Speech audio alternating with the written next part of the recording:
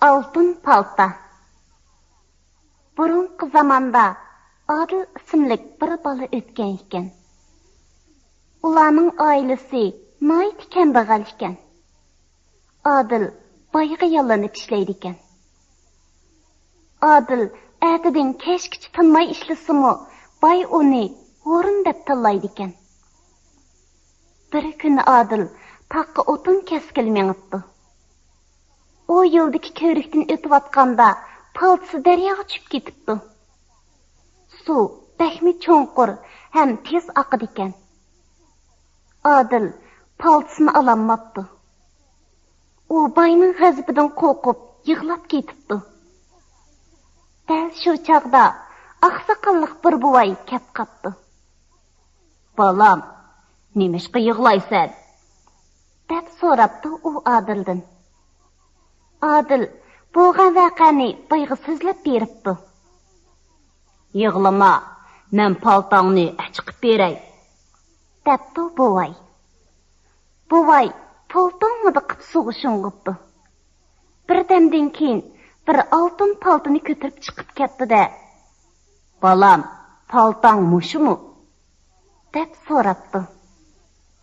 Adil paqirab turgan paltaga qarab beshini chayqabdi. "Rahmat buva, bu palto mening emas."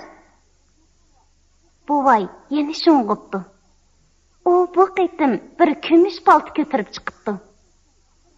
"Balam, qarag'ina, paltong balkim mushudir." Kumush palto oppoq nur chechib paqirabdi. Biroq Adil yana beshini chayqabdi.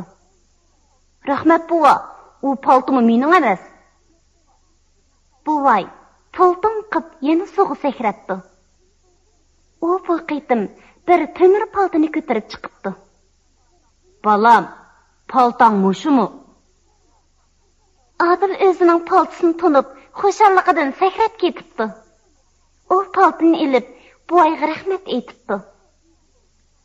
"Sen rostchil bo'lishgansan. Bu mijozing seni umrvoyat shodxo'ram va baxtiyor qiladi", debdi buvay Adilning beshini silab. Buvay g'oyib bo'ldi. Adil uning avliyo buvay ekanligini shu chaqda bilibdi. U o'tin kesish uchun taqqa qarab yurib ketibdi. Buvayning qo'li tekkan bu palta intayin o'tkir bo'lib ketgan ekan. Adil o'tinlarni birdamdala kesib bo'pti va yudib uyga qaytib ketdi. Boy uning tezlik qaytib kelganligini ko'rib, uni o'rinda tillig'ila turibdi. Adil boyga voqeani boshdan oyoq so'zlab beribdi. Boy uning kumush va oltin paltolarni olmay, o'zining temir paltisini olganligini anglab, qattiq g'azablanibdi va Adilni qalva deb tillabdi. Ertasi deganligi boy Adilni boshqa ishga buyuribdi. O'zi kambag'alcha yasinib, eski paltadan birini beliga qistiribdi-da, taqqa qarab mengibdi. U yilqi ko'rikka kelib, paltini suvga tashlab etibdi-da, ho'ngrab yig'lashga boshlabdi. Buvay ketdi. Boy yig'lab turib mundaq debdi. "Paltam suvga tushib ketdi, endi boy meni o'ltirdi, rahim qilib meni qutuldirasizlar." Buvay sakrab suvga tushibdi-da, boy yiliroqda tashlab etgan paltini ko'tarib chiqib, uningga beribdi. "Bu emas, bu emas", debdi boy beshini chayqab. Buvay o'yin chiqmay yana suvga sakrabdi-da, kumush paltini ip chiqibdi. Boyning ko'zlari paqirab ketibdi. "Kumush paltomi o yaxshi", debdi u oldirab. "Bo'lsa oltin palto."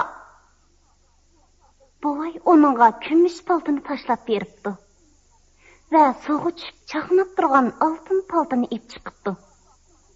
"Oltin palto! Oltin palto!" Boy oltin paltoga o'zini etibdi. Yerdagi kumush paltini ilishni unutib qapti. U ikki qo'liga qimmatbaholik ikki paltini ip xushalligidan nima qilarini bilmay qapti. Buvay g'oyib bo'ldi. boy boyning yo'qolganligini ko'rib, texim xotirjam bo'pti. U qiyg'itib sakragan peti uyga qaytibdi. Ammo u yo'ldagi bir ko'rikdan o'tkicha daryoga tushib ketib, suvga g'arq bo'lib o'libdi. Adil boyning uydan o'z uyiga qaytib ketdi. U har kuni taqqa chiqib, o'z paltisi bilan o'tin kesibdi va oilasidagilar bilan xushal-xo'ram yashashga boshlabdi.